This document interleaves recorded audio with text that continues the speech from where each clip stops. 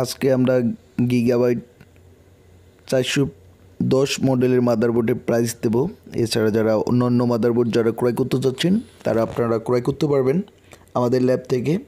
আমাদের ল্যাবের নিয়ম হচ্ছে আপনাদের আপনারা 500 টাকা অ্যাডভান্স করবেন এবং মাল গেল দেন বাকি টাকা আপনারা পেমেন্ট করবেন।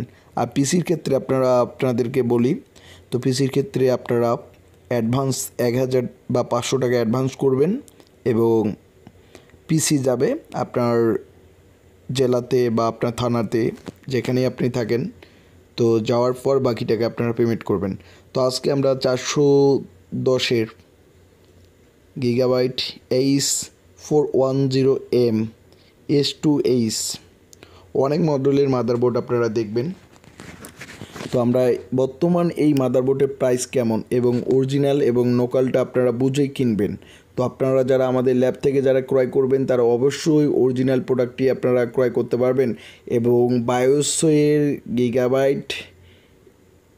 গিগাবাইটের দুটি বায়োস থাকে, অবশ্যই আপনারা basic input output system ICT দেখে কিনবেন, এমবি ক্যাশ আপনারা বুঝে কিনবেন। তো যারা আপনারা আমাদের ল্যাব থেকে যারা ক্রয় করতে যাচ্ছেন তারা অরিজিনাল এবং ভালোটিই পাবেন আপনারা।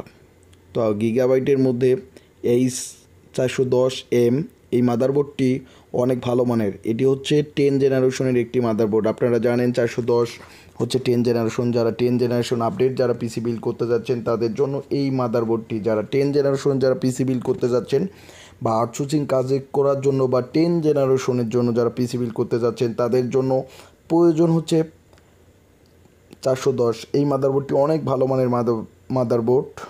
H410M S2H এই মাদারবোর্ডটি, এই মডেলের মাদারবোর্ডটি আপনারা অনেক ভালো মানের। এর এলজি সকেট হচ্ছে, প্রসেসরের সকেটটি হচ্ছে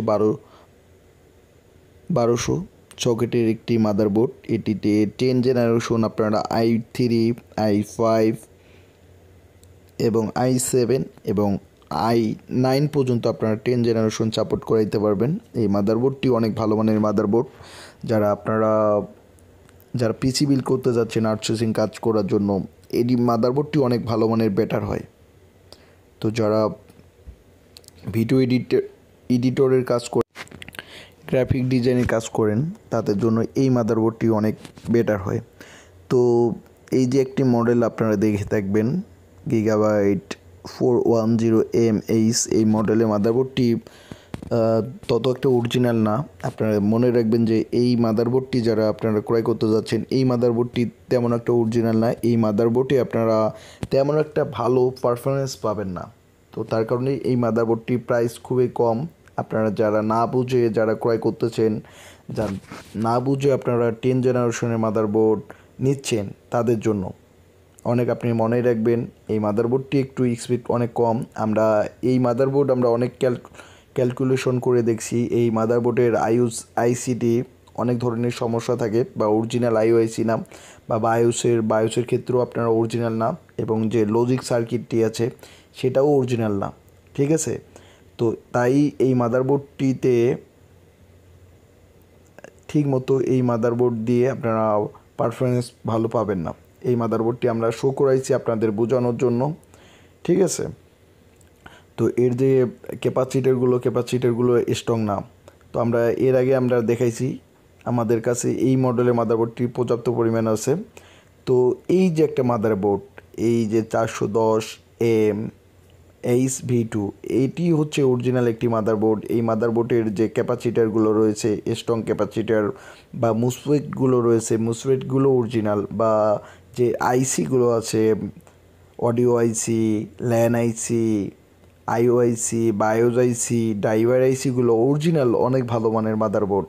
এটি যারা আপনারা আমাদের কাছে অরিজিনাল যারা ক্রয় করতে যাচ্ছেন বা যারা অরিজিনাল প্রোডাক্টটা যারা ক্রয় করতে চাচ্ছেন তারা আপনারা আমাদের কাছ থেকে ক্রয় করতে পারবেন। এবং প্রতিটি প্রোডাক্ট ক্রয় করার জন্য আমাদের ফোন নাম্বার রয়েছে, আপনারা ফোন করে প্রাইস জানতে পারেন। প্রতিনিয়ত প্রাইস আপডেট কম বেশ করে। তো এরপরে আমি দেখাচ্ছি যেটা হচ্ছে S2, এটাও অনেক ভালো মানের মাদারবোর্ড। যারা এই মাদারবোর্ড দিয়ে আপনারা চালাচ্ছেন এটাও অনেক ভালো মানের মাদারবোর্ড। এর সমস্ত আইসি বা ক্যাপাসিটারগুলো বা মুসফেটগুলো অনেক ভালো মানের এবং ট্রানজিস্টরগুলো ভোল্টেজ তার কারণে ট্রানজিস্টর ভালো থাকার কারণে ভোল্টেজ মাইনাস করে। তো আমাদের কাছে পর্যাপ্ত পরিমাণ 410 মডেলের মাদারবোর্ড রয়েছে, তো আপনারা ক্রয় করবেন। তো আজকে এ পর্যন্তই, সবাইকে ধন্যবাদ।